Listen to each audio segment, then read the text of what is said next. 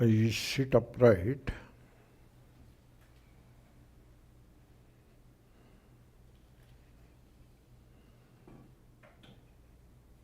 and allow the mind to be silent.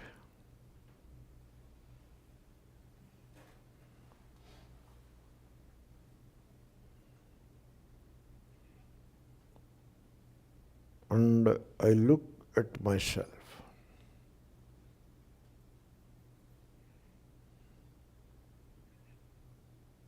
Looking at myself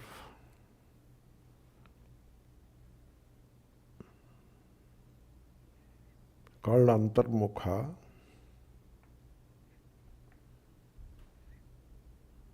and then exploring myself called self-inquiry.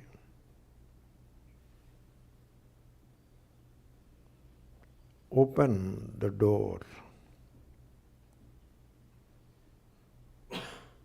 to the truth of myself. Very simple.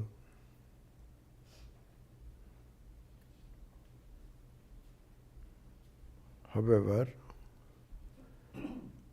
when I look at myself, I encounter first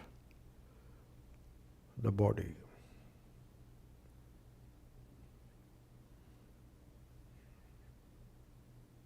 Now I look at the body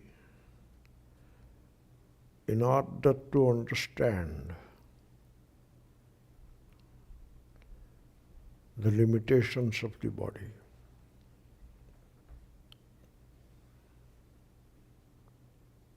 Body is limited in time, in space.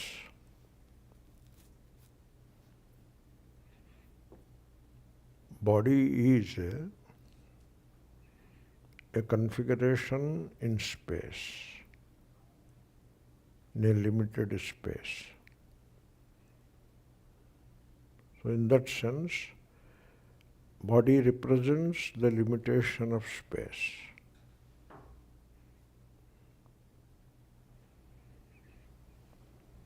And also, body represents the opposites, birth and death.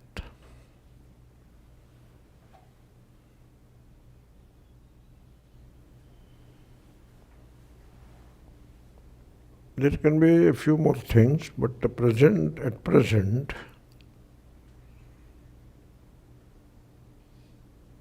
body is limited in space.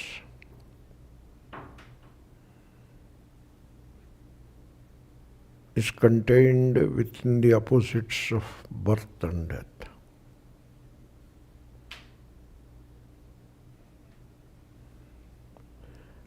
I see this much about the body, actually.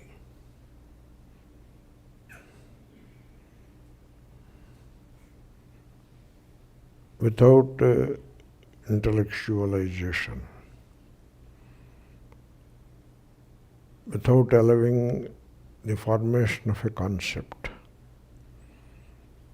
I see the body, I look at the body and see these limitations of the body.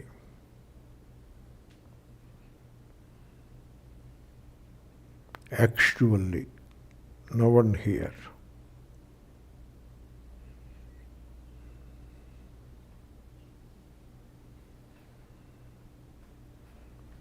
Now the question is, I raise a question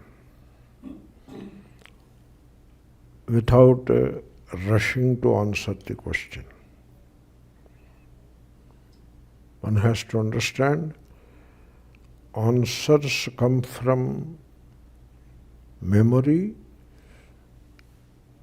or mind, which is always conditioned. Therefore, there is not much value in answers or conclusions. There is value in the question only. The question opens you up and keeps you open. Having understood the value of the question, now I ask the question.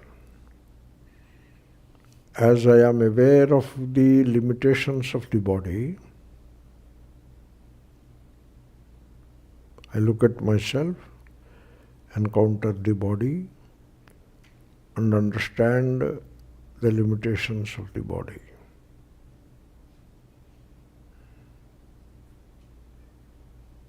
Space, that is one. Birth and death, pair of opposites, is the other. These are the two limitations of the body under consideration. And I am aware of these limitations in the body.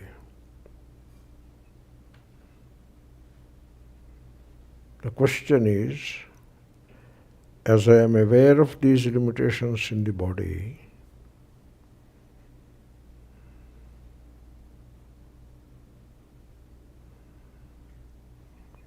am I not free from those limitations?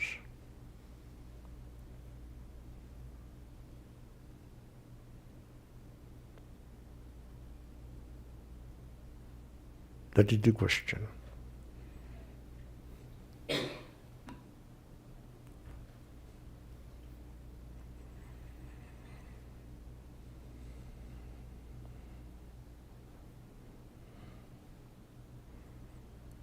This question, if you keep it, it brings a new dimension to the consciousness.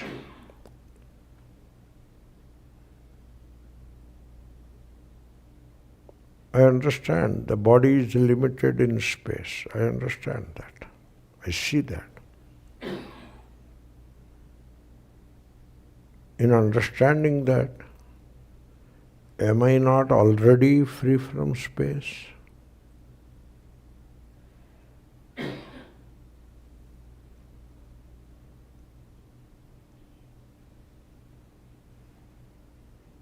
Unless I am free from space, how can I understand the limitation of space in the body?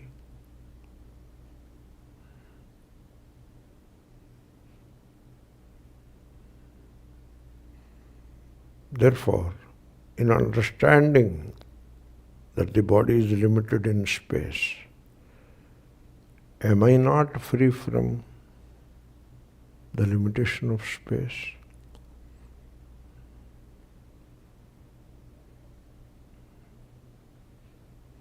Then, body is contained within the opposites of birth and death.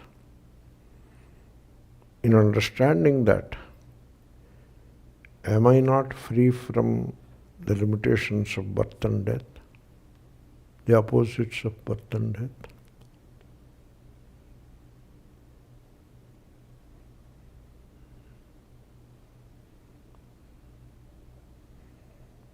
These are very weighty matters and worth exploring. Keep those two questions with you. As I look at myself, after body, I encounter the mind.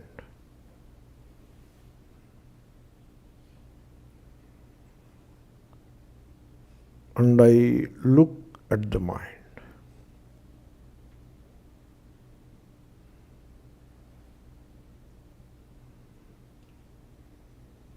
Again, I examine two obvious limitations of the mind. One, mind is time. Because mind is movement, and movement is time.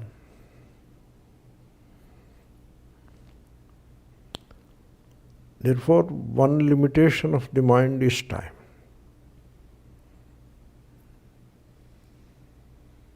And then mind is contained within the opposites of pleasure and pain.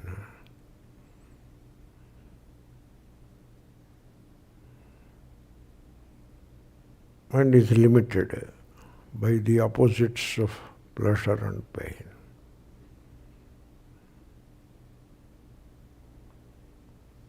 I notice this in the mind.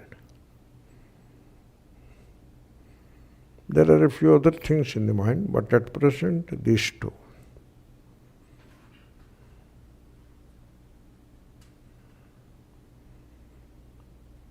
As I understand that mind is time,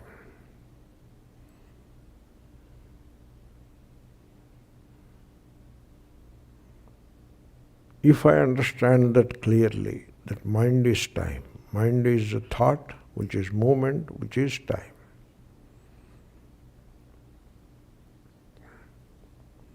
Mind is memory, which is past, that is time.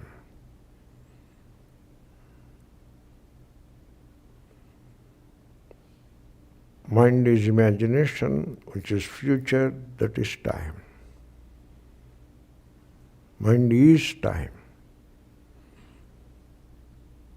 Or mind is limited by time.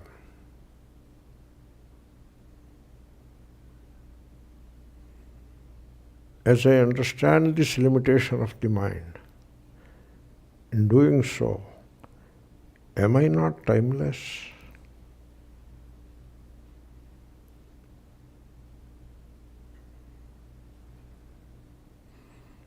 Mind oscillates between pleasure and pain.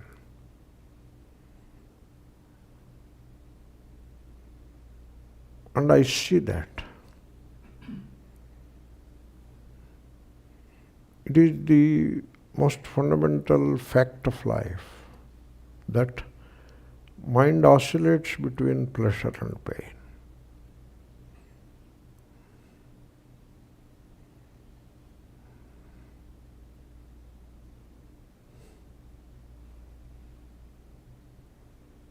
Gets pleasure, lands in pain, again seeks pleasure, gets pleasure, less, more or less, again lands in pain. Mind oscillates between pleasure and pain.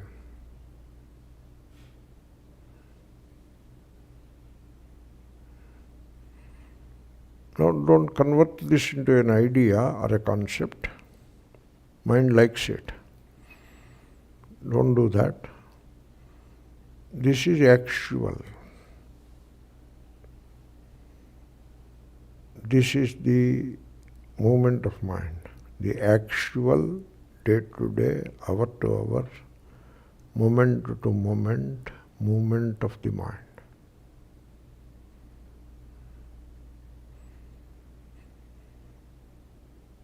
In understanding this movement of the mind, that it oscillates between pleasure and pain, am I not free from that movement, that pair of opposites?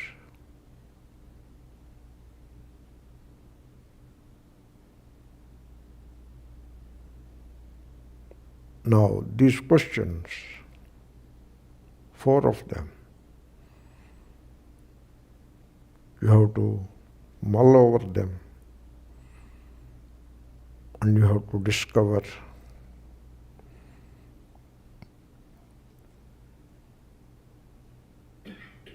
the truth about those questions in you.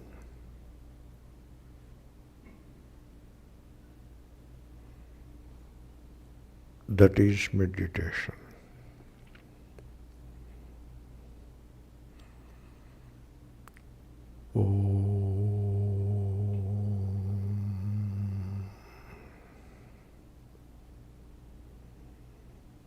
Sit at ease, relax, and open the eyes slowly.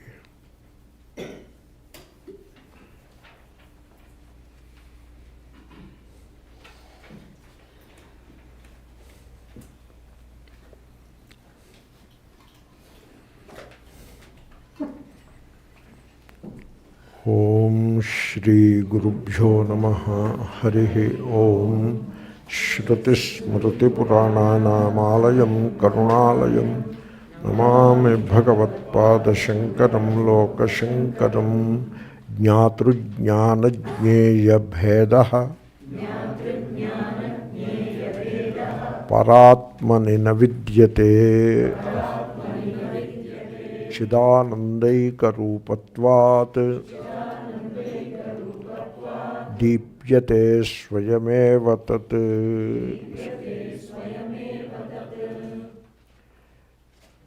You see, as a Swami, I present before the onlookers some weird things. Like, I question the very knowledge itself. What is knowledge? Is it as sacrosanct as people believe it to be? That is how I did yesterday. Whereas I am supposed to be the pursuant of jnana yoga, and then help students who pursue jnana yoga. Don't you see does it not sound a bit weird? ऐसा ही होता है. These paradoxes are a must in the journey of self-realization. You think about it. You see, as you acquire knowledge, more and more knowledge, that only increases confusion. Do I sound a bit odd or do I sound meaningful? That only increases confusion. There is a value for knowledge. We are not dismissing it. We are looking at its limitation, and it increases confusion. You see, I was listening to some news. There was a terrorist attack in Israel on 7th October, I think, October 7th. They have called it intelligence failure, that they could not foresee it. And the intelligence chief resigned also. Not immediately. He is not supposed to resign immediately. He has to continue to be on the job and help the retaliation and all that, which he did. But when things have taken a particular shape, he said, I have failed in my duty and I am resigning. And I am handing over the job to another person. He resigned. Now, all that was over. We all know that. He was asked, what could be the reason for this intelligence failure? After resignation, he was allowed to live by himself, with himself for a few weeks or even months, and then when he settled down, someone asked, how do you read this intelligence failure? The question is, does Israel have the best possible intelligence collecting equipment or not? He said yes. The best people collecting intelligence, using that equipment, agents on ground who collect intelligence, best people, are they available to the intelligence community in Israel or not? His answer is again yes. Are there enough agents? He said yes. Then what could be the reason for intelligence failure? The answer he gave is, a lot of knowledge is flowing from all these agents. And these gadgets which are installed everywhere, they were providing enormous amount of knowledge about the enemy or the adversary. And then as all this knowledge from the machines and the men is accumulating and accumulating, we failed to read that knowledge properly. You understand what he is saying? And we were confused about the volume of that knowledge. And that is one thing he said. I was amazed how well he said. He is a Vedantin in saying these things. And I was amazed that our Vedantins are not, they don't have a clue about these things. That is what amazes me. Our Vedantins are utterly clueless, and therefore they live in their self-imagery that we are people of knowledge, Jnana Yoga people. What is Jnana Yoga? Huh? So he further said, we have knowledge. I could not believe my ears. We have knowledge, but we don't have understanding. That is what he said. That is what he said. And then he offered solution also. Now the problem is identified threefold. He said, keep the intelligence equipment, keep it updated, keep the good number of agents, very skillful, powerful agents on the ground, but at the same time, we should go into the Palestine society, move with them, and understand their culture, and their attitudes, their approach to life, their friend-foe thinking. These things we have to understand. We have to study all of that. And then with that understanding, and inspired by that understanding, with a tremendous openness and pliability, we have to approach all this accumulated knowledge and read all that. Then we will be able to arrive at the right conclusion, and we would have foreseen the October 7th attack. Now, I am not teaching politics or anything, but I have learnt a lesson. I have got a point there. Therefore, as the accumulation of knowledge, acquisition and accumulation of knowledge increases, it leads to confusion. And here, it is just not, because here it is self-knowledge which liberates, and confusion which destroys the person. People, they live a life without realizing the true self, and life is finished in suffering only. That is the destruction of life, the spiritual death. So having acquired all this knowledge, that acquisition leads to spiritual death.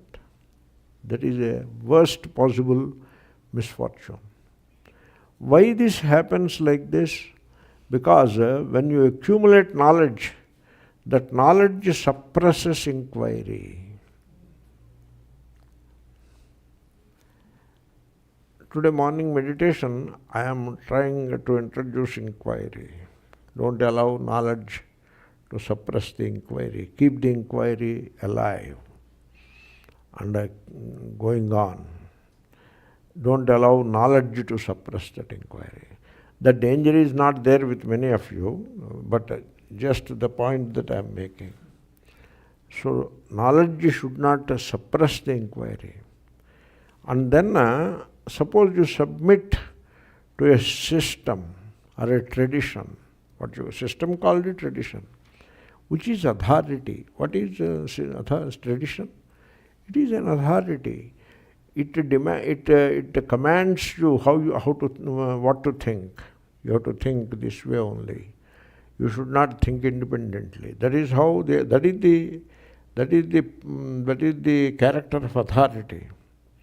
And therefore the tradition, it becomes an authority, and therefore there is authority, there is tradition, and therefore you end up in imitation, not in inquiry.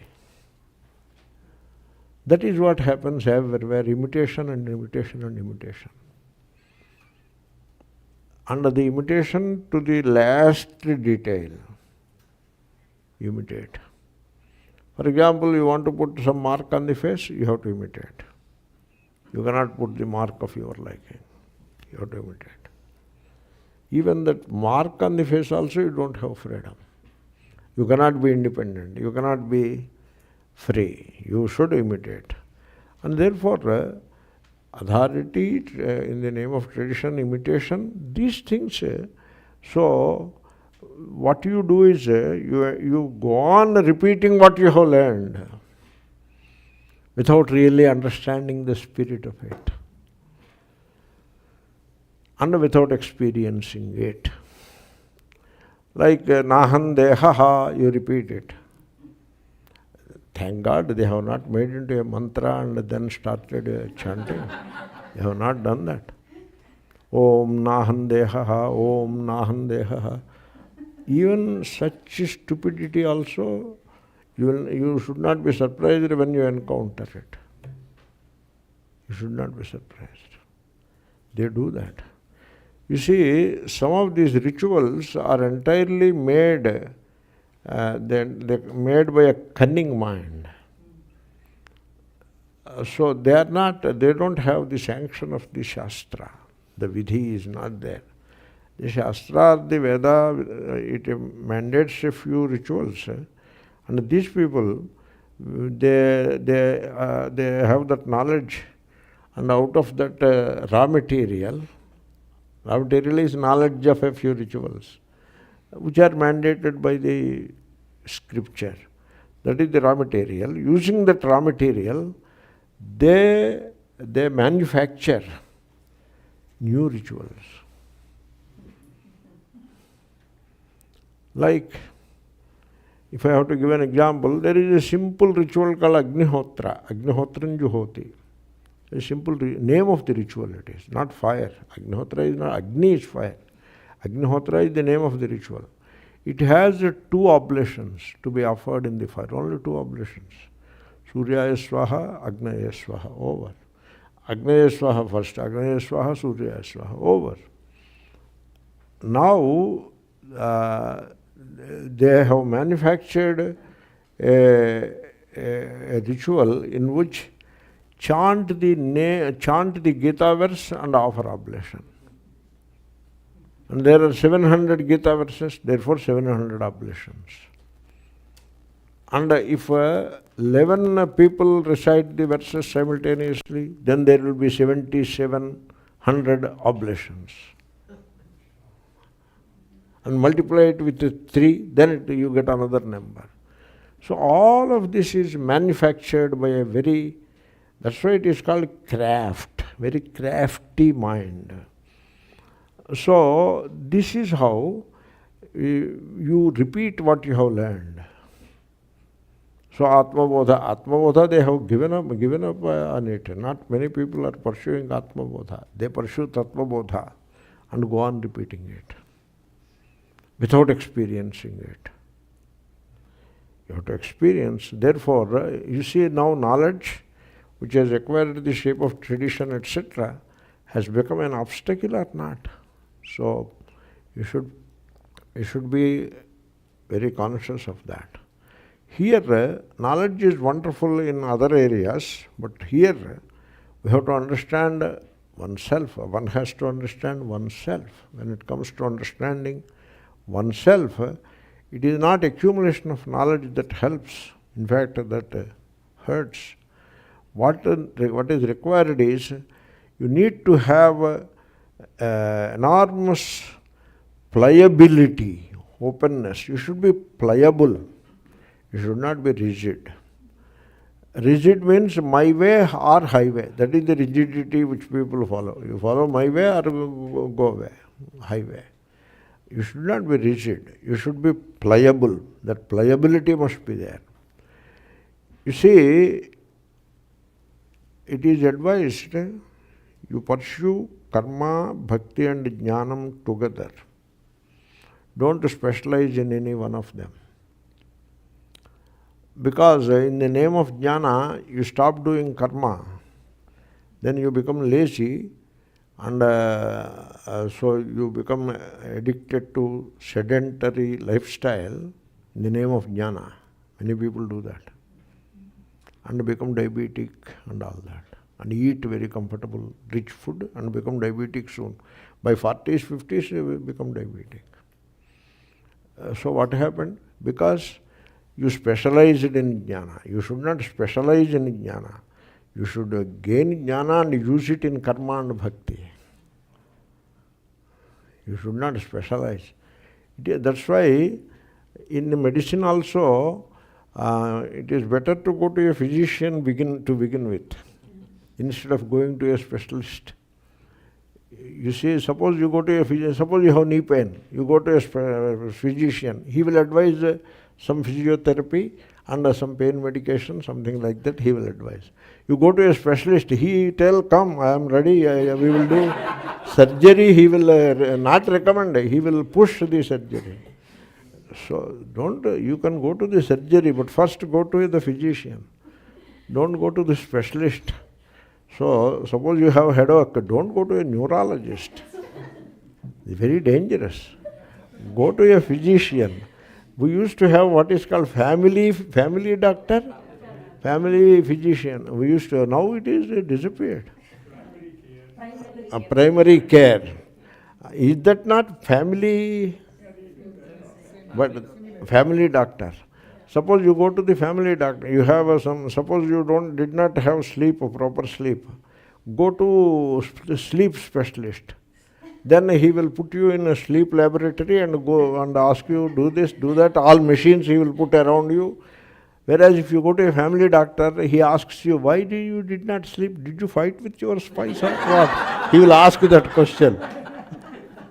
Are you having a running misunderstanding with the spouse and therefore there is tension, that's why you are unable to sleep, or what? Family doctor will know it.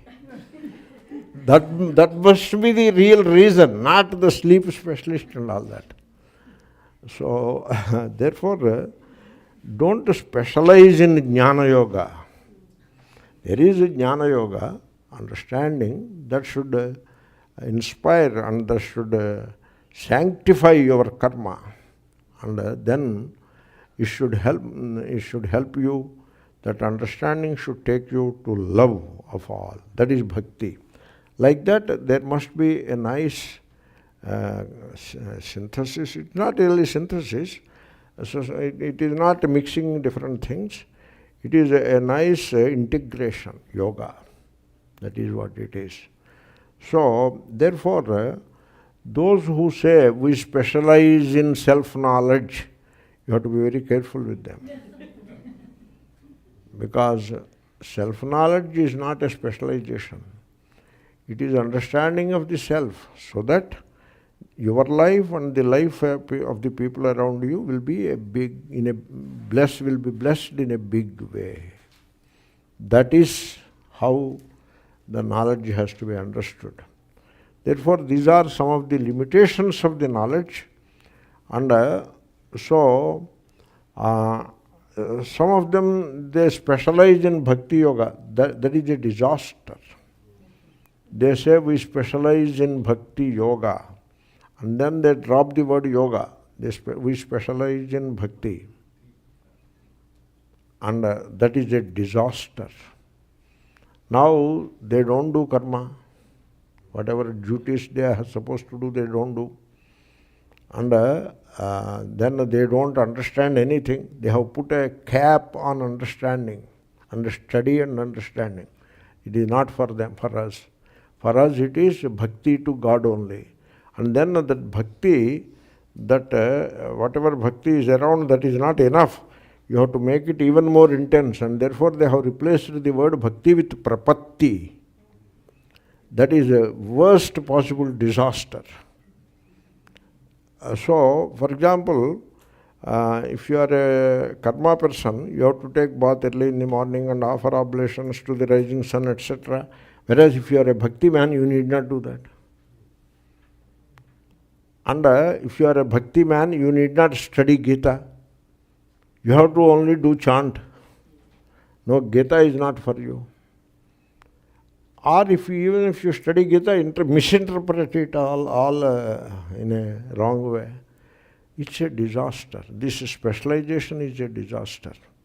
Then the ritual people, you see, They come, and the moment the ritual is finished, they take a little time to remove all the things and arrange everything, because their only class is conducted.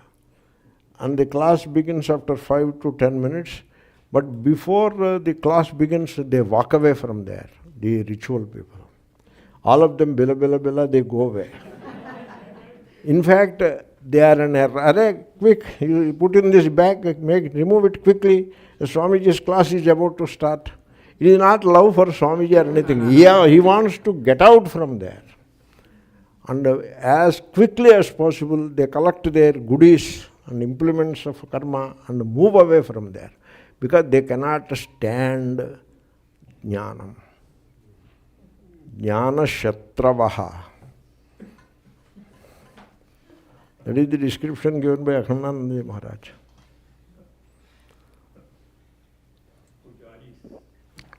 Pujaris are like that, these bhakti people are like that, and these hatha yoga people are no different.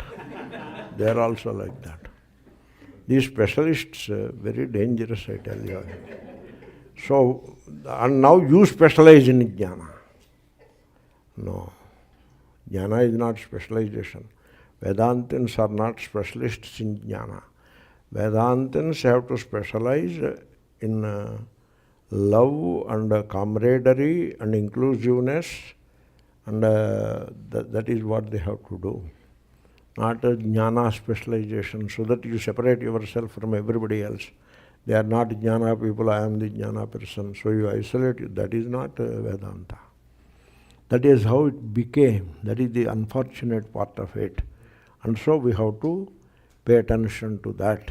Anyway, because jnana is cognition. That has to be translated as cognition. People translate it as knowledge. Knowledge and jnana, they come from the same source, Jna is kna, knowledge it is. Don't you see that? It is a jnana. And there is a word called prajna. In English, prognosis came from prajna. Progna is prajna. Sish is that is a suffix that comes in English, it doesn't come in Sanskrit. In Sanskrit, a comes. Ana comes. Prajna, prajnanam, they come. In English, sis comes. So, therefore, they have their origin in the same source. Therefore, this jnanam translates as knowledge. Very, very correct translation. But then, what is this knowledge? Let us begin with the ghata jnanam, the knowledge of the pot. Now, you say knowledge of the pot, all right, but really speaking, it is cognition of the pot. Okay?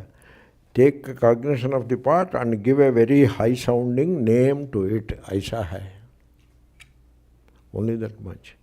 The name sounds very high, as if it is something sacred, but you remove the sentiment associated with the name. You remove it. So come to the bare thing. It is merely a cognition.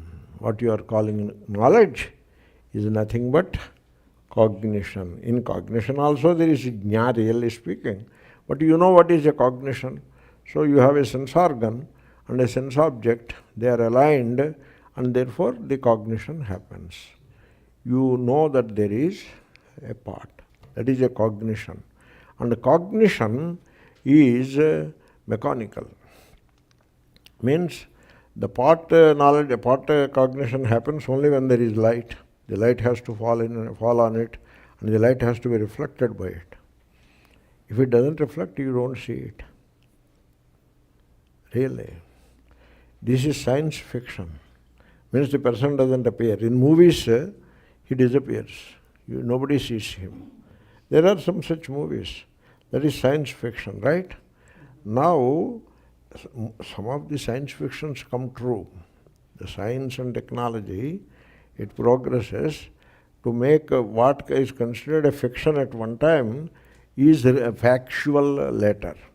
So they have designed a particular shawl or an upper cloak. They have designed a cloak with such material which absorbs all the light and doesn't reflect any light. You got a science fiction, but they have designed it also. It is not 100% successful yet. So you put on that cloak, then it doesn't reflect any light. And therefore, they don't see you. You got the point? Create an image behind you. Some technologically, something like that they have to do. Then they don't see you. This is there in a James Bond movie also. It has already come. Therefore, what you call jnanam, it is a very mechanical thing that the object, the light should be there, the light should be reflected by the object, and that light falls on the retina.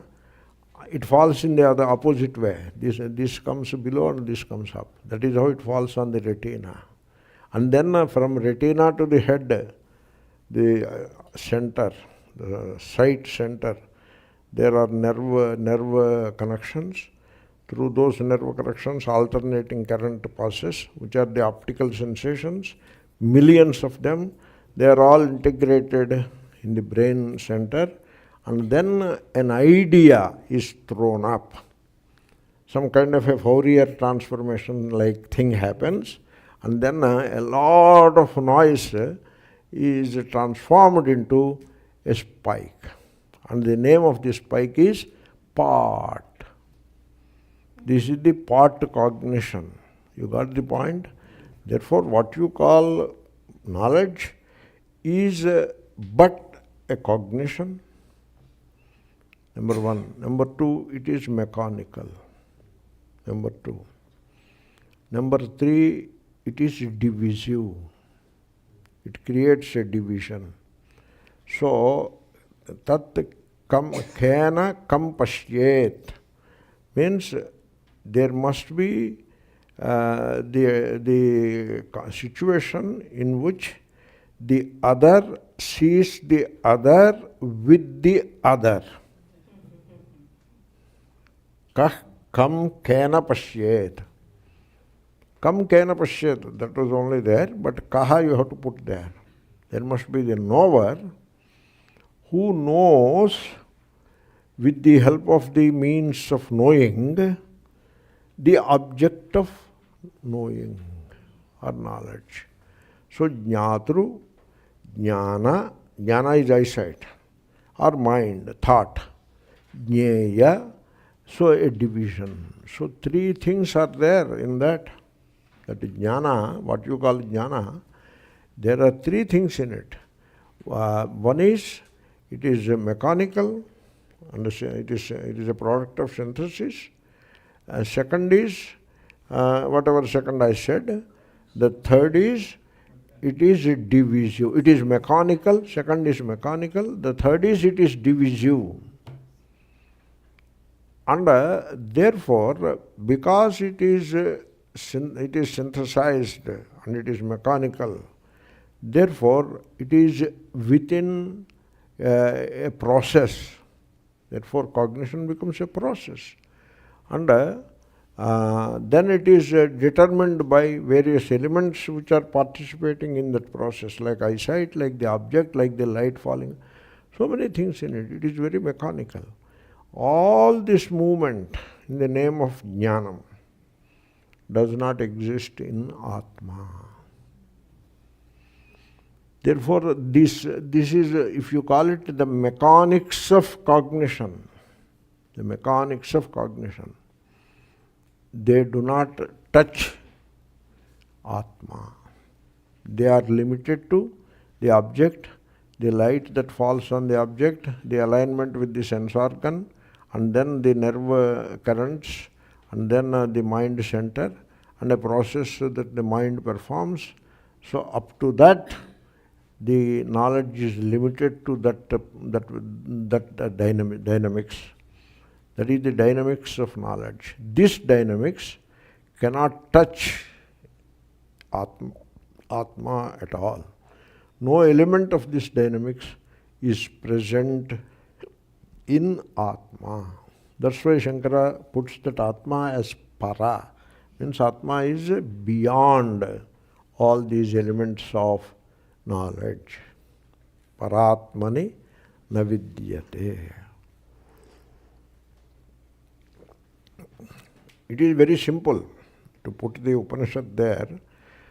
I, the other, with the eyesight, which is again the other, with the help of the eyesight or with the help of the thought. Let us say pramana is the thought. I, the person, the subject, with the help of the thought, the pramana, the means of knowledge, know the action, the job, the part which is the object. All this movement, which is entirely divided into the one who sees, with which he sees, what is it that he sees, into this kind of a division, this movement is present only when you do not understand your true self. This is the Upanishad. Maitreyi Brahmanam. So, taditara itaram pashyati. Tat means tasyam ajñānavasthāyam. In that state of ignorance, the other sees the other with the help of the other. Then when he understands the true self, then what is the subject? That is also Atma.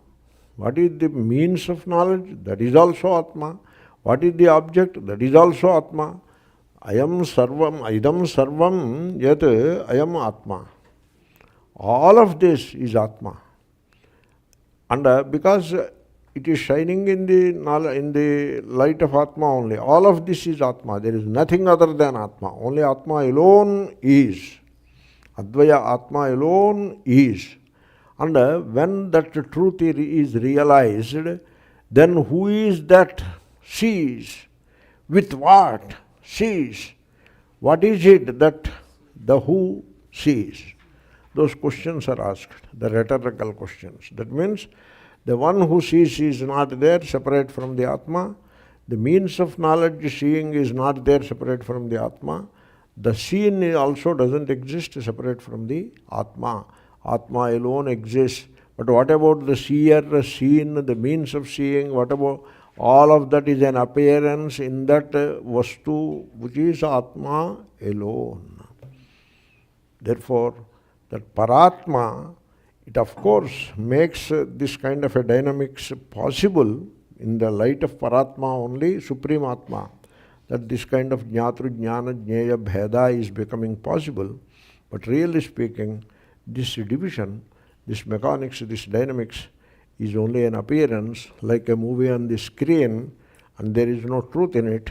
And this appearance, though it is upheld by the light of awareness, this appearance is not actually present in that light of awareness.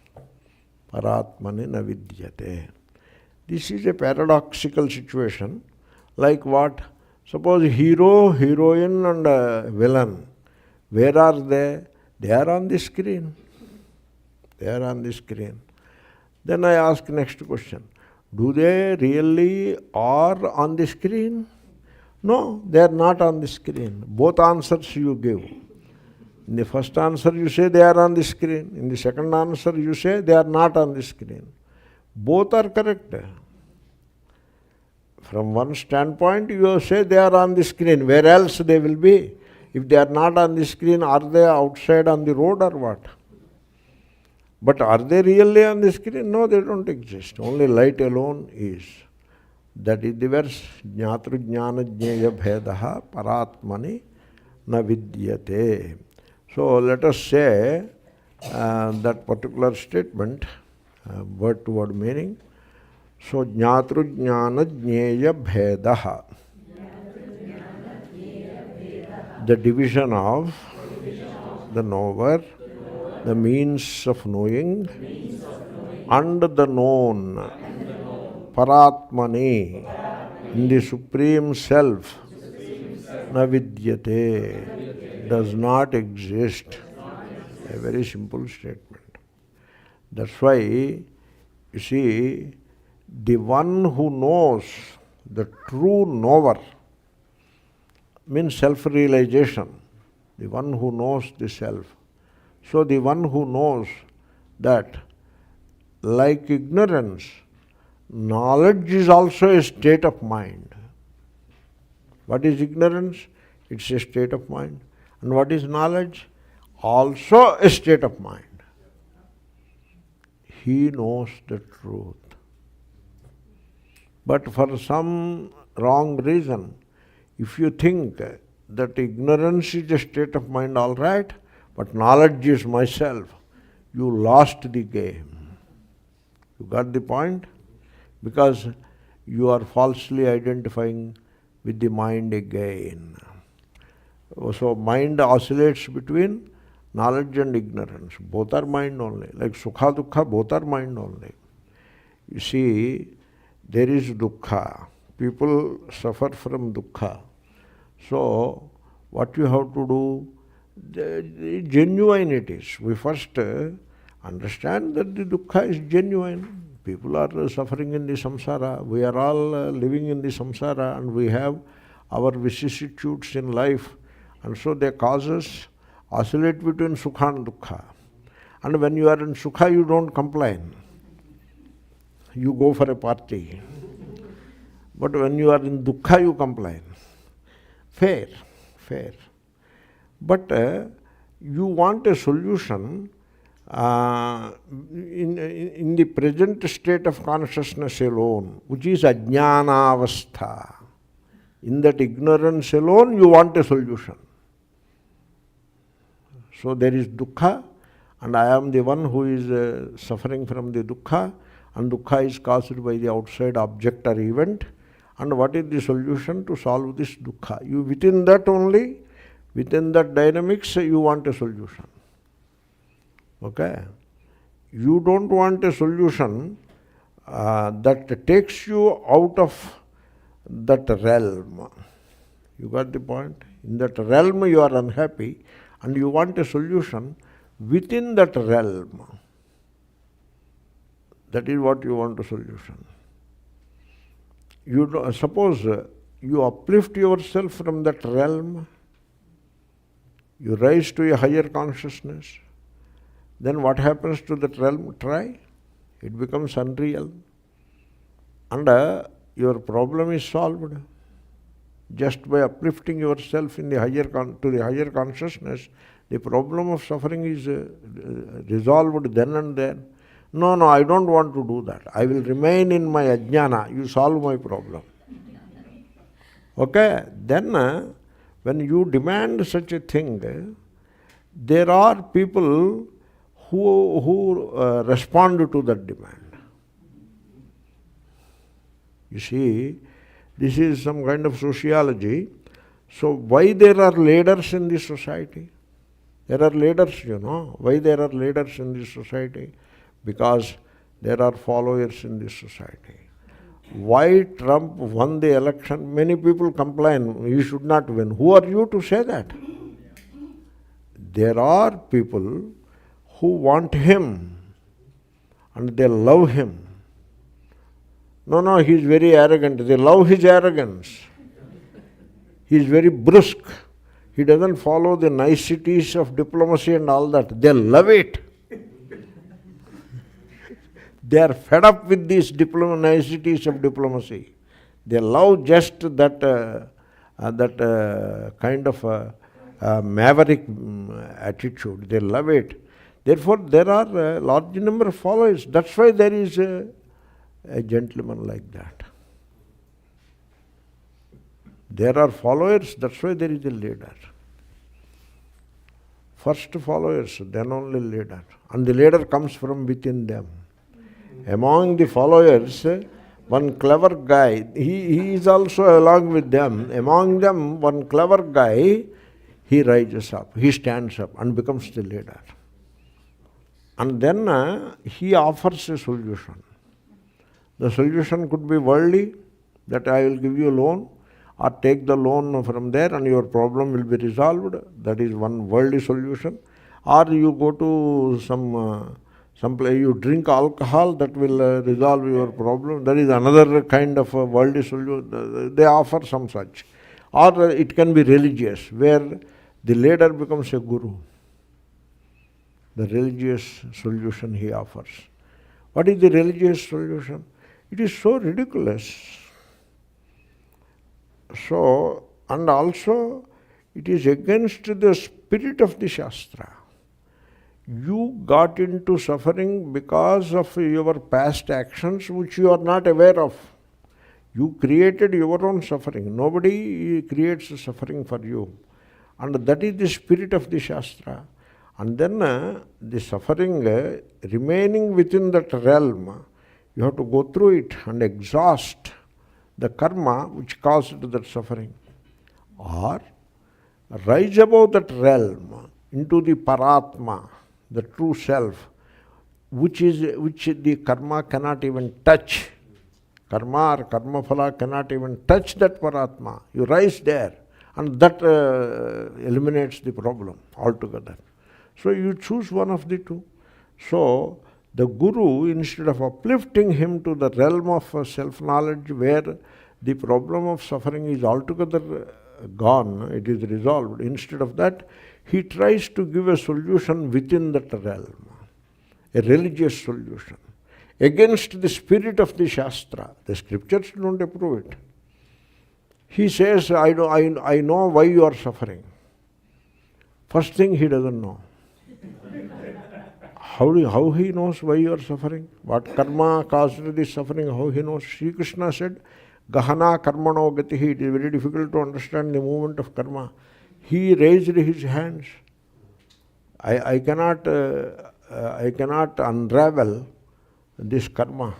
There are two complexities, and some karma has given the suffering. I cannot pinpoint, put my finger on it.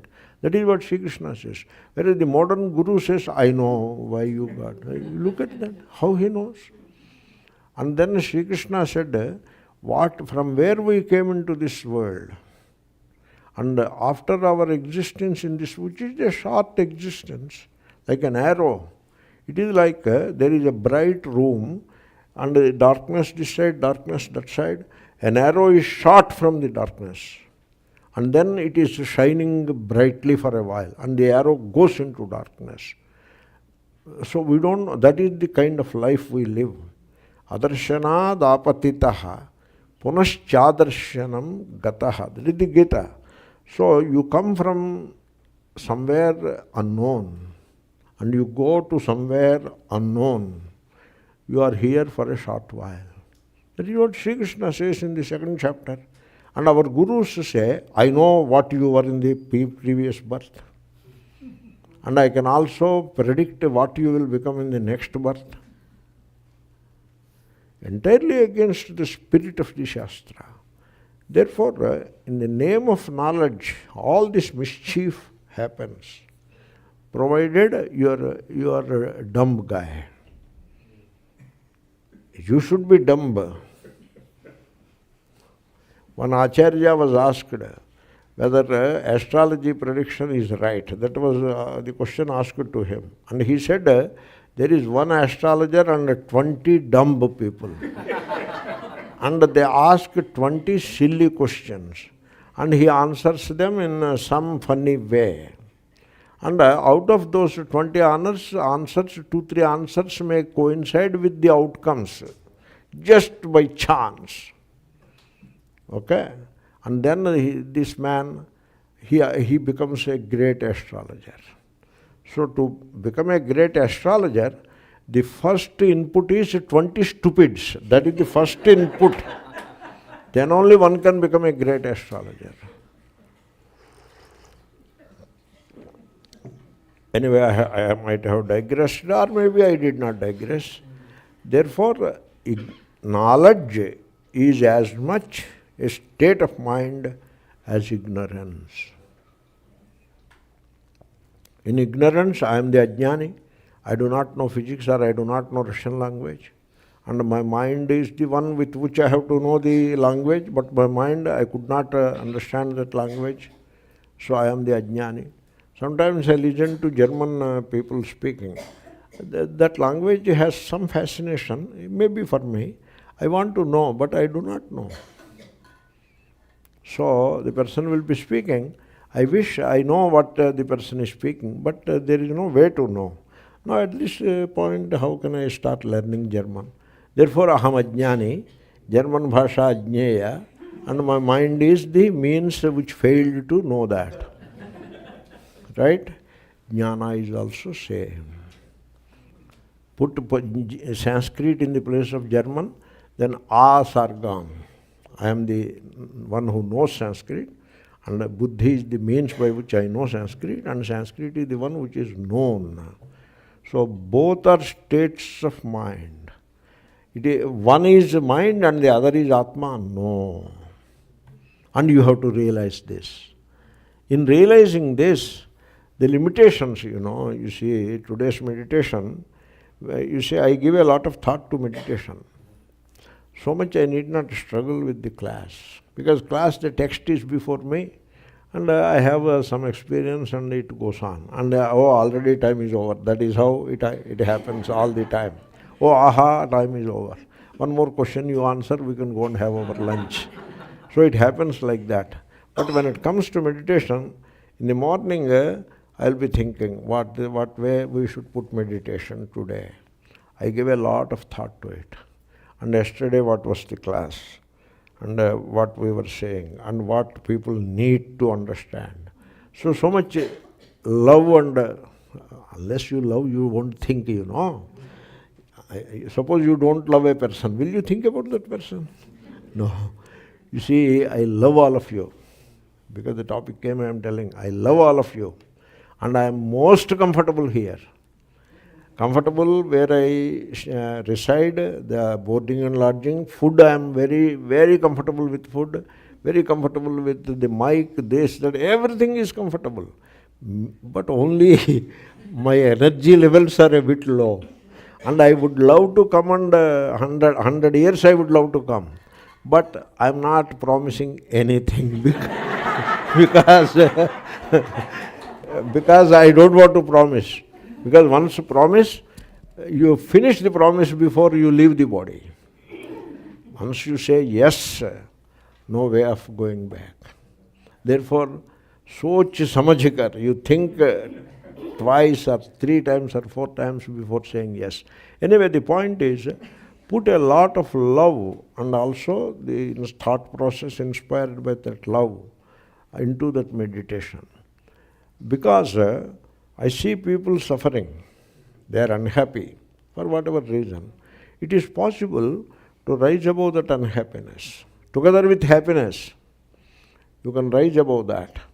And the unhappiness, the situation continues. The situation may not, the situation is like this.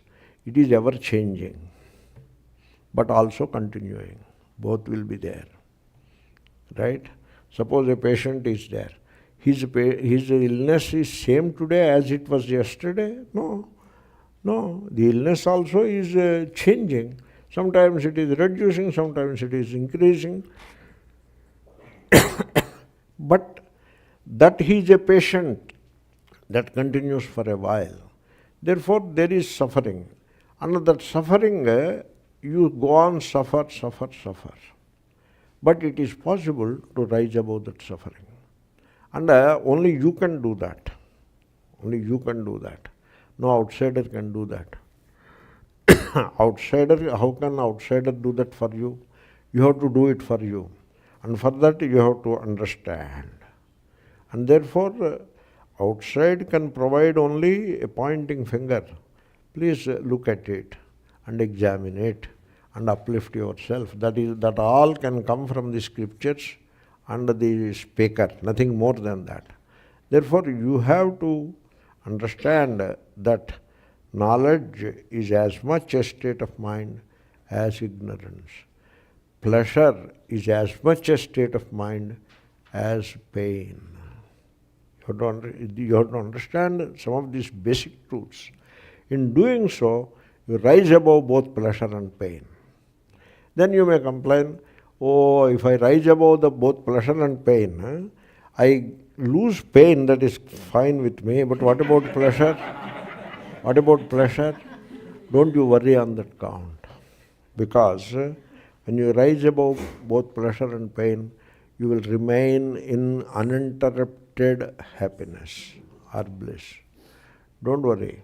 Similarly, when you rise above both knowledge and ignorance, you have to do that. Suppose an ignorant person, an ignoramus comes before you, will you throw him out? No. Don't you love him? You love him. But some of these people, they allow only when he knows. Otherwise he won't allow. You see, they were serving food.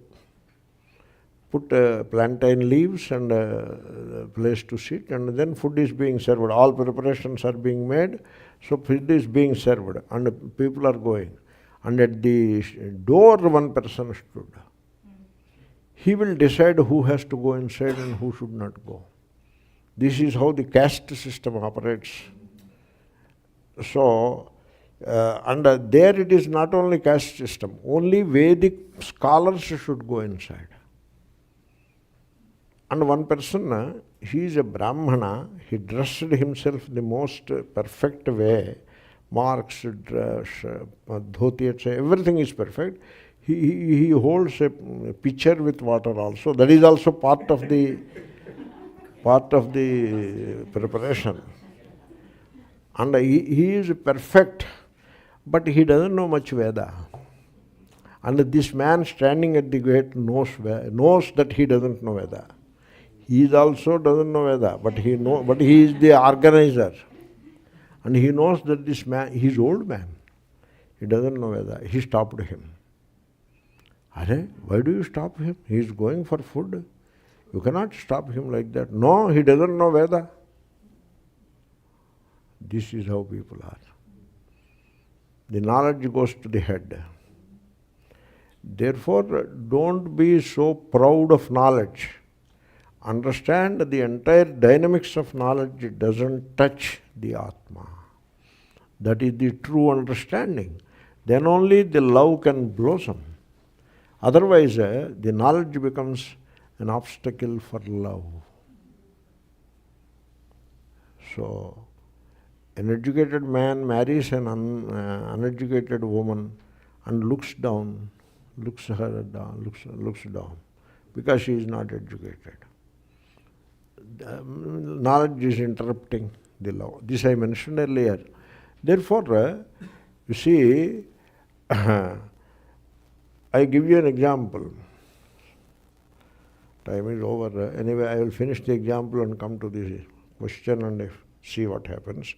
Suppose I give you a bowl in which I put some pebbles and a diamond, or 2-3 diamonds, and give it to you. Okay? Then put it before a blind man. He cannot tell one from the other. Okay? Whereas you and I, we have a very good eyesight, and so it is put before us. We know this is pebble, this is diamond. We know. Now, in this context, which is supreme? Diamond is supreme or your seeing is supreme? Your seeing is supreme, not diamond. Diamond is sitting by the side of the pebble, and both have to be seen by you. And then only after, consequent upon seeing, the diamond gets value and the pebble has no value. But first, seeing. Therefore, ignore the seeing altogether and declare diamond is superior, pebble is inferior. You got the example? Exactly that.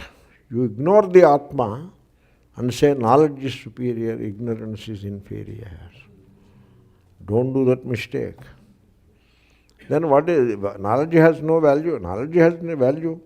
The value is to help you rise above the opposites of knowledge and ignorance. That is where knowledge has the value. That is the knowledge which helps you rise above the opposites of pleasure, pain. Both exist, both are located in the mind. You can rise above both. Knowledge and ignorance, they reside in the mind. You can rise above the mind. In rising above the mind, which is the seat of all these opposites, you touch the truth, the real in you. Because these opposites, including the jñātṛjñānajñeya, etc., ajñāna, jñāna opposites, including those opposites, so including existence, non-existence opposite, nasattan nasaduchyate. It is neither existence nor non-existence. It is the pure being in which existence limited and non-existence, its opposite, do not touch that pure being. So you have to rise above like that. You see, rising above punya papa is not enough. Rising above dharma adharma is not enough. You have to rise above sukha dukkha, and then you have to rise above jnana and ajnana, and finally you have to rise above asti nasti. Then you reach the pure self. Okay, we will complete this verse later. Let me look at one or two questions. So this loneliness question I am not answering, because loneliness is a topic which I require at least 15-20 minutes to deal with it. We will come to it. Now, what is the concept of Ruta, cosmic order in the Rigveda? In the Rigveda is not Vedanta. In Veda there is Karma Kanda and Upasana Kanda, both are there. Then comes Jnana Kanda, Aitareya Upanishad. In Aitareya Upanishad, Jagat is Mithya. Not in Aitareya Samhita. In Aitareya Samhita, Jagat is controlled by a power which puts order into the Jagat. You tell me you are watching a movie, you are absorbed in it. Okay? Now the movie is interesting or not? It is interesting. Only that much.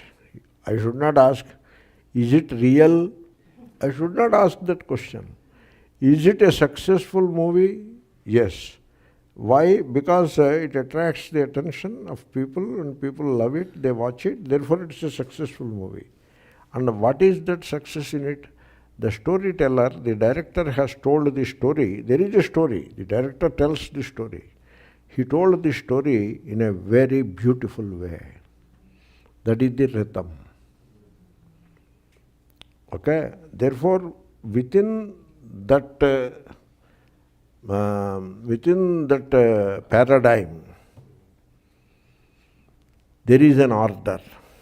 The story follows a beautiful sequence. And similarly, this world has an order in it. This is coming from Rigveda Samhita. Pasya devasya kavyam na mamara na jīriyati. That is what he says. So, na mamara mane namriyate ityartha. All lit converted into lat. So look at the poem of the god. Look at Arizona, the desert, the plants, and then the clear sky, the blue sky, the wind, the heat, and everything else. It is a tremendous order. It is the most beautiful thing it is. It is a poem created by God. Vasya devasya kamjam. This poem, people come and go. This poem remains. It doesn't die. And it doesn't become old also. The Arizona sky, the blue, wide open Arizona, spacious sky, it doesn't vanish and it doesn't become old. You come next year, it will be there. The same way it will be there. That canal, the Phoenix Canal, year after year after year, it won't vanish. We become old and we go, but it will be there. That is the poem of God, this universe. That is how Rigveda described the universe. That description, you should not put it by the side of Jagan-mithya. That is different, this is different. And while appreciating a movie, oh, that movie was very good, whether it is English or Hindi or whatever, like Satyajit Ray's movies are there. Most beautiful movies. We appreciate it. No, you are a Advaita Vedanta, how can you appreciate a movie? You should not say that. Within that box, we appreciate. That's all. That is the Rita. Okay? And etymology of the word. You see, what is the etymology of the vrikshaha? Vrishchyate iti vrikshaha. Vrishch dhatu. To cut. So that which can be cut is the tree. So that is the etymology of the vriksha. What is the etymology of the vrishch? Go and sit on the tree. You can give etymology up to a point, and then it is the word fixed there. You understood the point? Okay, gamanam. What is the etymology of the gamanam? The act of walking. Gam plus ana. What is the etymology of gum? Now there is no etymology. So you can give etymology up to the root. Once you reach the root, no further etymology. Rata is the root. Satya can be, etymology can be given. Satiyam, that is the etymology given by Yaska in his Niruktam. Satiyam. Sat iya. Iya means gamanam. So what is, you arrive at. That is Satyam. That is the etymology. So you can give, then what is the etymology of Sat? Now you should not ask like that. So Rita and Satya I have etymology I have given because there is a pratyaya there. Yeah. It is not pratyaya. In the iya, E has vanished. So Varnalopa it is. Up to a point you can give etymology. Then Rita has been replaced by the concept of dharma in modern religion. You see, in the modern religion, dharma is different. Rita is different. Rita is the order in the creation. Like summer followed by rainy season. In India, monsoon has come to Kerala. That is Rita. Okay? You fight with somebody and cheat somebody. That is adharma. You help somebody. That is dharma. There is a difference. Okay? Rita is different from dharma. They need not be the same. Why should they be the same? So Rita, you understand what it is. In a given context, Rita will be there. Dharma will be in a different context. Dharma is the conduct. The righteous conduct is dharma. Then dharma also is the essential property of a given thing. That is dharma. Therefore, you need not combine Rita and dharma and try to make a combination of the two. Not necessary. They are all interrelated. That is different. In modern religion, dharma is totally misunderstood. I have said earlier, mata is taken as dharma. Very unfortunate. Belief is taken as dharma. That is unfortunate. Remove that question. Om Purnamadaḥ Purnamidam.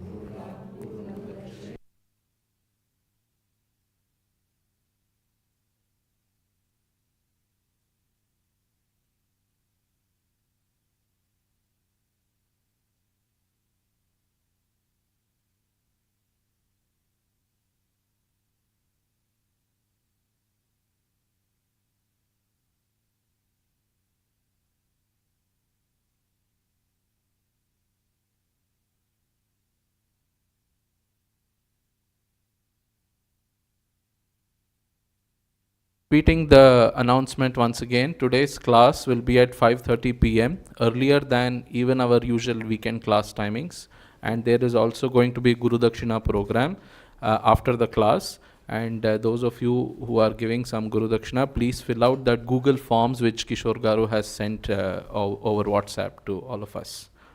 Thank you.